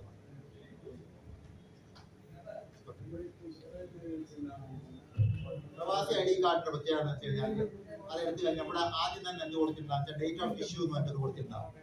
ഇഷ്യൂ ചെയ്താൽ ഡേറ്റ് എപ്പോഴാണ്. ഇത് ഏകദേശം ആൾക്കാർ ആരോ 2017 ഭയങ്കര ക്യാമ്പയിൻ നടത്തിയിരുന്നു. 2017 ആയിരിക്കും മിക്കതുണ്ടാവും. ഇതിന്റെ പുറകിൽ എഴുതിയിട്ട് 3 വർഷം മാത്രമേ വാലിഡിറ്റി ഉള്ളൂ. 2020 ഇത് പുതുക്കണമായിരുന്നു. നാട്ടിലെത്തിക്കഴിഞ്ഞ് വിസയൊന്നും ഇല്ലാത്ത ആൾക്കാർക്ക് ഇത് കൊടുക്കാൻ പറ്റും. വിസയുള്ള ആൾക്കാർക്ക് മാത്രമേ ഇത് കൊടുക്കാൻ പറ്റൂ.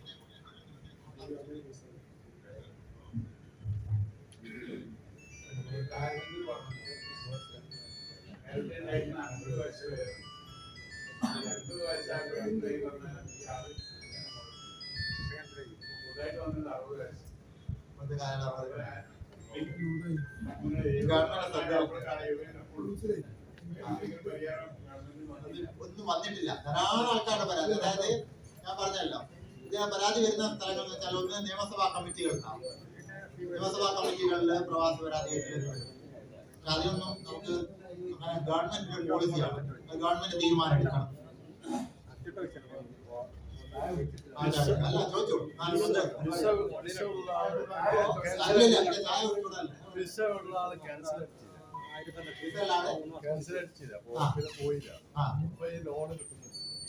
ഇത്രയുള്ളാള് ക്യാൻസർ അടിച്ചില്ല എന്നുള്ളതിനെ കൊണ്ട് ലോൺ കിട്ടാണ്ടിരിക്കില്ല. നമുക്ക് ഏവർക്കും അറിയാലോ, ഒരു 6 മാസം കഴിഞ്ഞാൽ അത് ഓട്ടോമാറ്റിക്കലി ക്യാൻസർ ആവും. അത് വെച്ചിട്ടാണ് നമ്മൾ പരിഗണിക്കുന്നത്. 6 മാസം കഴിയുകയാണെങ്കിൽ അത് ചെയ്യാം, അല്ലെങ്കിൽ നിങ്ങൾ എന്ത് ചെയ്യാന്ന് വെച്ചാല് അത് എല്ലാവരുടെയും പറയാൻ പറ്റില്ല, നോർക്ക റൂട്ട്സിനെ സമീപിക്കുക. പറഞ്ഞു കഴിഞ്ഞാൽ നമ്മൾ സോഷ്യൽ മീഡിയ ആക്ടിവിസ്റ്റ് ഉള്ളതാണ്, പിന്നെ എല്ലാവരും അതും കൊണ്ടാവില്ല. അങ്ങനെ ഒരു സാധനം പറഞ്ഞു വേറെന്തെങ്കിലും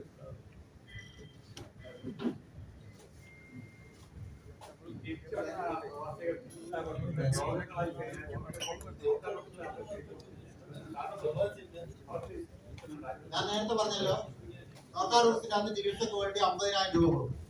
50,000 രൂപ കൊടുക്കുന്നത് രണ്ടും തമ്മിൽ വ്യത്യാസം ഞാൻ പറഞ്ഞു. നോർക്ക റൂട്ട്സിൽ രജിസ്ട്രേഷൻ ഒന്നും ആവശ്യമില്ല. അതേസമയം ക്ഷേമനിധിയിലാണെങ്കിലോ രജിസ്ട്രേഷൻ ആവശ്യമാണ്, അംഗത്വം ഫീസ് അടക്കണം, അത് കൃത്യമായി കൊണ്ടുപോകണം. ഞാൻ പറഞ്ഞ കാര്യമാണ് അതിൻ്റെ അത് പ്രധാനം. നിങ്ങൾ വിദേശത്ത് എത്ര വർഷം നിന്നിരുന്നുവോ അത്രയും വർഷം മാത്രമേ നിങ്ങൾ ഇവിടെ പ്രവാസിയായിട്ട് പരിഗണിക്കൂ. ഈ കാര്യത്തിന് വേണ്ടി മാത്രം, അല്ലെങ്കിൽ ഞാൻ പ്രവാസിയാന്ന് പറഞ്ഞ ആൾ ഇനി പ്രവാസിയല്ല എന്ന് പറയണ്ട. ഇക്കാര്യത്തിന് മാത്രം അവിടെ 5 വർഷം നിന്നിരുന്നെങ്കിൽ ഇവിടെ 5 വർഷം തന്നെ, അത്രയും സാന്ത്വനക്ക് മാത്രം. ബാക്കി എല്ലാത്തിനും അതിനകത്ത് ഏറ്റവും ചികിത്സയെ സംബന്ധിച്ചിടത്തോളം ഏറ്റവും പ്രധാനപ്പെട്ട ഗവൺമെന്റ് ദുരിതാശ്വാസ നിധി, മുഖ്യമന്ത്രിയുടെ ദുരിതാശ്വാസ നിധി തന്നെയാണ്. അതിനകത്ത് നിങ്ങൾ ആപ്ലിക്കേഷൻ കൊടുക്കുക. മുഖ്യമന്ത്രിയുടെ ദുരിതാശ്വാസ നിധി വഴി പലപ്പോഴും ആപ്ലിക്കേഷൻ വരും ധാരാളം. ഇത് വായിച്ച എല്ലാ ദിവസവും ഞാൻ ഇത് വായിക്കണം. റിപ്പോർട്ട് റെക്കമെൻഡ് ചെയ്ത് കൊടുക്കുന്നത് പലപ്പോഴും ധാരാളം ഡയാലിസിസ് ചെയ്യുന്ന ഒരു ദിവസം എന്ന് വെച്ചാൽ എനിക്ക് കിട്ടുന്ന ആപ്ലിക്കേഷൻ്റെ അകത്ത് എത്രയോ പേരുണ്ടാവും. പലരുടെ ഒരു ചോദ്യം ഞങ്ങളെ ചോദിക്കും അതിനകത്ത്, നിങ്ങൾക്ക് മറ്റു സർക്കാർ പലപ്പോഴും ഉണ്ടാവില്ല. ഈ ഡയാലിസിസ് പേഷ്യന്റിലെല്ലാം ഗവൺമെന്റില് ദുരിതാശ്വാസ നിധി കൊടുത്താൽ 100% പൈസ കിട്ടുന്നതാണ്.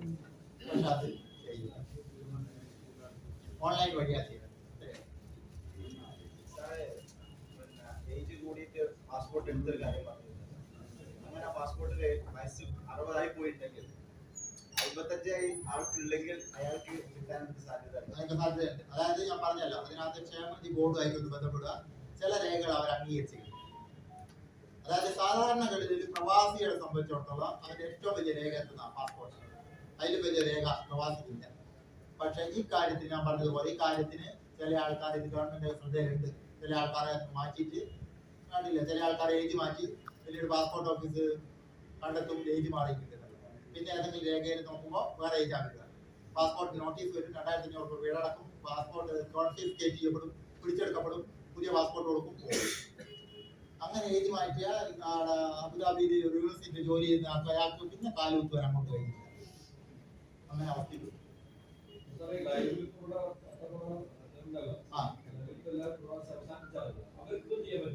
അവർക്ക് ഞാൻ പറയും, ലൈവായിട്ട് ചെയ്യാൻ സംരംഭം തുടങ്ങാൻ വേണ്ടി ലോണുകൾ, അവർക്ക് സംരംഭം തുടങ്ങാൻ വേണ്ടി ഞാൻ പറഞ്ഞാൽ 30 ലക്ഷം വരെ ആ ലോണുകൾ എടുക്കുന്നിടത്ത് നിങ്ങൾ പലപ്പോഴും ഒരു സംരംഭം തുടങ്ങാൻ വേണ്ടി നിങ്ങൾ ലോണുകൾ എടുക്കുന്നിടത്ത് ഒന്ന് പ്രവാസി എന്നുള്ളത് കൊണ്ട് നോർക്ക റൂട്ട്സ്, ഞാൻ നേരത്തെ പറഞ്ഞില്ല സാന്ത്വന എന്ന് പറഞ്ഞിട്ട് പ്രവാസികൾക്കില്ല, അതേസമയം മുഖ്യമന്ത്രി ദുരിതാശ്വാസ നിധിയുണ്ട്.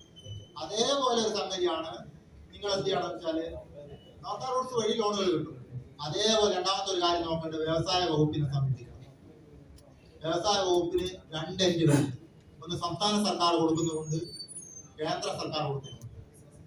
ഏകദേശം 45-50% വരെ സബ്സിഡി കിട്ടും വലിയ വലിയ പ്രോജക്റ്റുകൾ, ചെറിയൊന്നല്ല. അതായത് അതിന് നിങ്ങൾ സമീപിക്കേണ്ടത് ജില്ലാ വ്യവസായ കേന്ദ്രം, നമ്മളെ വെള്ളയില മറ്റൊന്നുണ്ട്, എല്ലാ താലൂക്കുകളിലും ഉണ്ടാവും വ്യവസായ വികസന ഓഫീസർ, ബ്ലോക്ക് ഓഫീസിൽ ഉണ്ടാവും വ്യവസായ വികസന ഓഫീസർ. ഇപ്പോഴും എനിക്കൊന്ന് പഞ്ചായത്തിലെ ഇന്ത്യൻ ഒരാളുണ്ടെന്ന് എനിക്ക് തോന്നുന്നു. വ്യവസായ ഒരു നല്ല പ്രൊജക്റ്റാണ് നിങ്ങൾ ആരംഭിക്കാൻ ഉദ്ദേശിക്കുന്നെങ്കിൽ നിങ്ങളൊന്ന് കോൺടാക്ട് ചെയ്തു. അതാണ് അക്കാര്യത്തിൽ പറയാം. പിന്നെ സാറേ, ഇപ്പൊ ഒരാൾ 350 രൂപ ക്ഷമനിധി അടക്കണ്ടെന്ന് കിട്ടുന്നത്, ആള് തിരിച്ചു വന്നാൽ പിന്നെ എത്ര രൂപ അടക്കണം എന്നാണ്? അയാൾക്ക് വേണമെങ്കിൽ 200 ആയിട്ട് കുറക്കാം. അന്നേരം അയാളുടെ അരിയറെല്ലാം മാറ്റി ഫിക്സ് ചെയ്യപ്പെടും. പക്ഷെ അയാൾക്ക് പെൻഷനിൽ എത്ര കുറവുണ്ടായിരുന്നു? 3500 രൂപ. നിങ്ങൾ ആലോചിച്ച് നോക്ക്, 5 വർഷം 200 കണക്ക് എളുപ്പം പറയാം.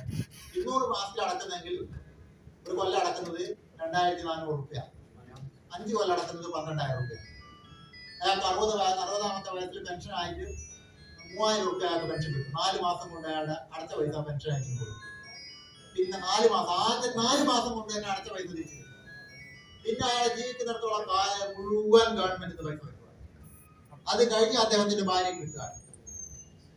അവിടെയുള്ള പ്രവാസിയെ സംബന്ധിച്ച് 3500 രൂപ കിട്ടുക ഓരോ മാസം. പെൻഷൻ കുറച്ചും കൂടി കൂടുതൽ കിട്ടും. ജീവിക്കുന്നിടത്തോളം കാലം അത് കുറക്കണമെന്ന് ഞാൻ അഭിപ്രായപ്പെട്ടില്ല. അതേ രീതി തുടരാൻ തന്നെ എന്റെ അഭിപ്രായം. കാരണം ഫാമിലി മനസ്സിലാ ഓൺലൈനാണ്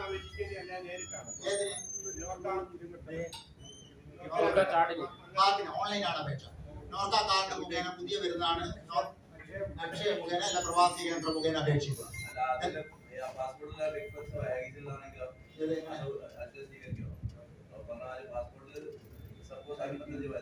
നോർക്ക കാർഡ് എന്ന് പറയുന്ന സംഗതിക്ക് ഞാൻ പറഞ്ഞല്ല, അത് വിസ ഉള്ളവർക്ക് മാത്രമേ ഉള്ളൂ. ക്ഷേമനിധിയുടെ കാര്യത്തിലാണെങ്കിൽ ഈ വ്യത്യാസം പറഞ്ഞല്ലോ, വേജിന്റെ വ്യത്യാസം, അത് അവരുമായിട്ട് കോൺടാക്ട് ചെയ്തിട്ട് ഏതൊക്കെ രേഖ ഉപയോഗിക്കും അവർ അപ്ഡേറ്റ് ചെയ്യും ഓരോ കാലത്ത്.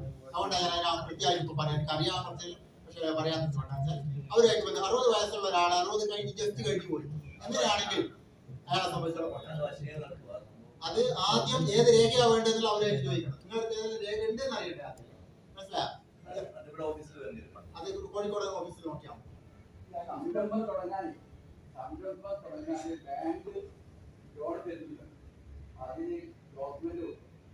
ഞാൻ പറഞ്ഞല്ലോ ഞാൻ നേരത്തെ പറഞ്ഞല്ലോ, അതുമായിട്ട് ചർച്ച ഇപ്പൊ നടന്നിട്ടുണ്ട്. ഫലം പുറത്തു വന്നിട്ടില്ല. അത് ഞാൻ പറയാം. കേരള ബാങ്കിനെ സംബന്ധിച്ച് കേരള ബാങ്ക് 10 ലക്ഷം രൂപ വരെ വിത്തൗട്ട് സെക്യൂരിറ്റി ഇല്ലാണ്ട് തരാൻ വേണ്ടിയുള്ള ശ്രമം ചർച്ചകൾ നടന്നു പൂർത്തിയായിട്ടുണ്ട്. പക്ഷെ അത് വരുമോ ഇല്ലയോ എന്നുള്ളതിനെ പറ്റി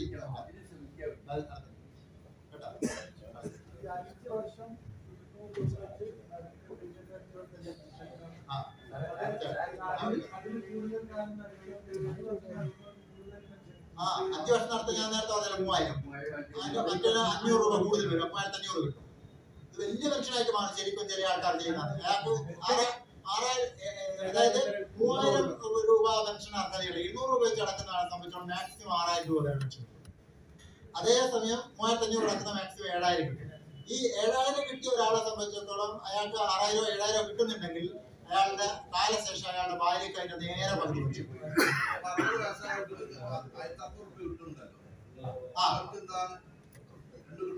അത് ആലോചിച്ച് പറയേണ്ട കാര്യം. അത് ഇതുവരെ ഗവൺമെന്റ് അതിന്റെ അകത്തൊരു തീരുമാനം എടുത്തിട്ടില്ല. നിങ്ങൾ പറയുന്നത് എന്താ, അങ്ങനെ 2 പെൻഷൻ പാടിക്കാവില്ല. ഗവൺമെന്റ് എല്ലാ ഗവൺമെന്റിന്റെയും ഏത് സർക്കാരിൽ വന്ന പോളിസി എന്ന് വെച്ചാൽ ഒരാൾക്കെങ്കിലും ഒരു പെൻഷനെങ്കിലും ഒരാൾക്ക് കിട്ടണമെന്നില്ല. അതാണ് പോളിസി. 64 വയസ്സ് വരെ അടക്കണം. 64 അടക്കണം നിർബന്ധം.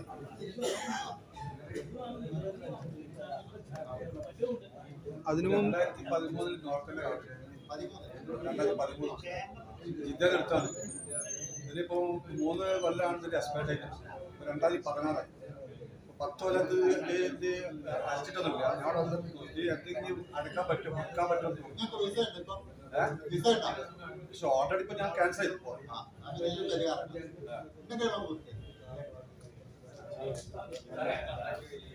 ഇൻഷുറൻസ് പുതിയ ഇൻഷുറൻസ് സ്കീമാണ്. അതായത് ഞാൻ പറയാം, അതായത് പുതിയ ഇൻഷുറൻസ് സ്കീമിന്റെ അതായത് പ്രവാസി സുഹൃത്തുക്കളുണ്ടായിരുന്നു അവരുടെ ഫാമിലിക്ക് വേണ്ടി കേരള ഗവൺമെന്റ് ആവിഷ്കരിച്ച നോർക്ക ഗവൺമെന്റ് ഒരു പുതിയ ഇൻഷുറൻസ് സ്കീം ലോഞ്ച് ചെയ്തിട്ടുണ്ട്. ഈ മാസം 22 മുതൽ അടുത്ത മാസം 21 വരെയാണ് അതിന്റെ അപേക്ഷ ടൈം. നോർക്ക കാർഡുള്ളവർക്ക് മാത്രം, പ്രവാസി ഐ ഡി കാർഡ് ഉള്ളവർക്ക് മാത്രമാണ്. തിരിച്ചു വന്ന പ്രവാസികൾക്കില്ല. അത് ഞാൻ പ്രത്യേകിച്ച് പറയാം. സെറ്റിൽ ചെയ്ത ആൾക്കാർക്കില്ല. 5 ലക്ഷം രൂപയാണ് പെൻഷൻ പോളിസി. 5 ലക്ഷം രൂപ വരെയുള്ള മെഡിക്കൽ ഇൻഷുറൻസ് കവറേജ് അതിനകത്ത് കിട്ടും. പിന്നെ ഭാര്യ, ഭർത്താവ്, മാതാപിതാക്കളില്ല, 2 കുട്ടികൾ, അവർക്ക് ഒരു കൊല്ലത്തേക്ക് കൊടുത്തിരിക്കുന്നത് 13,411 രൂപയാണ് ഇൻഷുറൻസ്. ഒരു കുട്ടീനെ അധികമായിട്ട് ചേർക്കണമെങ്കിൽ പിന്നെ 4,930 രൂപ കൊടുക്കണം. ഈ ഒറ്റ ആള് മാത്രമാവും. ചിലപ്പോൾ സിംഗിൾ ആയിട്ടുള്ള കല്യാണം കഴിക്കാത്ത ഒരാളുണ്ടെങ്കിൽ അയാളെ സംബന്ധിച്ച് 8,000 രൂപ കൊടുത്തു കഴിഞ്ഞാൽ 5 ലക്ഷം രൂപ ക്യാഷ്ലെസ് ട്രീറ്റ്മെന്റ് കിട്ടും. ആ രൂപത്തിൽ മുഴുവൻ വിശദാംശങ്ങൾ വന്നിട്ടില്ല. മുഖ്യമന്ത്രി 22-ന് ഉദ്ഘാടനം ചെയ്യാൻ പോകുന്ന പ്രൊജക്റ്റാണ്. നോർക്ക ഐ ഡി കാർഡ് ഉള്ളവർക്ക് മാത്രമേ അത്. അതുകൊണ്ടാണ് ഞാൻ പറഞ്ഞത് നോർക്ക ഐ ഡി കാർഡ് എടുക്കാൻ വേണ്ടി വിദേശ പ്രവാസികൾ ഇപ്പോഴും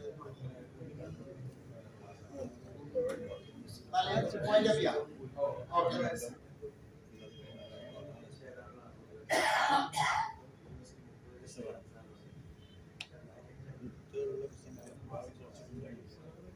മാസമില്ല, അതില്ല. നിങ്ങള് എനിക്ക് തോന്നുന്നില്ല സിസ്റ്റമാണ് അതെല്ലാം ചെയ്യുന്നത്. വയസ്സ് കൊടുക്കുമ്പോൾ തന്നെ 2 ഏജ് കൊടുക്കുമ്പോൾ തന്നെ സിസ്റ്റം പറയും 60 രൂപയ്ക്ക് കിട്ടുള്ളൂ. മനുഷ്യൻ ഇടപെടില്ല. ഇനി രണ്ടാമത്തെ കാര്യം ഞാൻ പറഞ്ഞില്ലേ, നമ്മളൊരു അപേക്ഷ കൊടുത്തു, പിന്നെ 59 കൊടുത്തു, എന്നിട്ട് ഒരു ചെറിയ ഇന്ന പാസ്പോർട്ട് ഹാജരാക്കിയില്ലാന്ന് തിരിച്ച് ഇങ്ങോട്ട് അയച്ചു. എന്നിട്ട് നിങ്ങൾ മെല്ലെ 64 നോക്കാൻ പോയാൽ അപേക്ഷ പൂർണ്ണമായില്ല അന്നേരം തന്നെ. അതാണ് സംഭവം. അംഗത്വം കിട്ടിയില്ല. അംഗത്വം കിട്ടിക്കഴിഞ്ഞാൽ പിന്നെ ഇല്ല, അന്നേരം തന്നെ നോക്കി പോകണം.